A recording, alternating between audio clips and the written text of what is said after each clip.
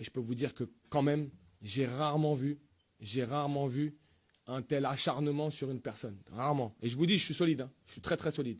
Mais j'ai rarement vu ça. Je vais être très honnête sur une chose. C'est que quand on parle de tout ça, je vais vous dire ce qui s'est passé. J'ai arrêté l'entraînement qui était sur la grosse séance de la semaine. 2 minutes 30 avant la fin. Pas du tout à cause d'une perte de balle de Mason Greenwood. C'est que j'ai estimé à ce moment-là que ça ne servait pas à grand-chose d'aller plus loin dans l'entraînement. C'est-à-dire qu'un coach doit ressentir les choses. Quand la qualité de l'entraînement baisse, l'objectif, ce n'est pas de se dire on va continuer à le faire pendant 3 minutes si on estime que ce n'est pas l'idée de continuer. Donc c'est comme ça que ça s'est passé. Ça a été ensuite romancé.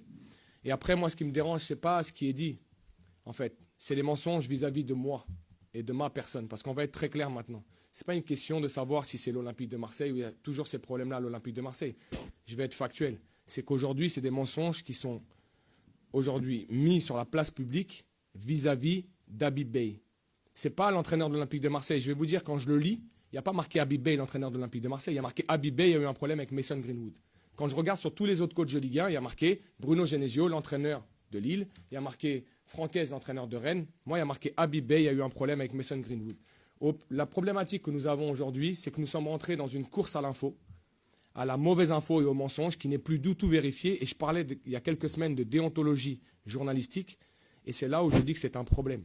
Il faut vérifier les informations. Je n'ai jamais arrêté l'entraînement par rapport à Mason Greenwood. Et ce soir, ce que fait Mason, c'est lui qui le fait.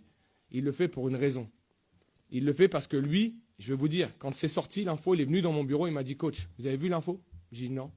Il m'a dit « Regardez ». Il m'a dit « Est-ce que vous voulez que je fasse quelque chose et que je dise quelque chose ?» Je lui ai dit « Non, Mason, ça ne sert à rien ». Donc en fait, je ne veux même pas épiloguer sur le sujet, je te réponds par rapport à ça, ce n'est pas vis-à-vis de l'Olympique de Marseille. Ce n'est pas vis-à-vis de l'Olympique de Marseille, et tu le sais parce que tu me souris, c'est vis-à-vis de l'entraîneur Habib Beye, mais surtout de la personne Habib Beye.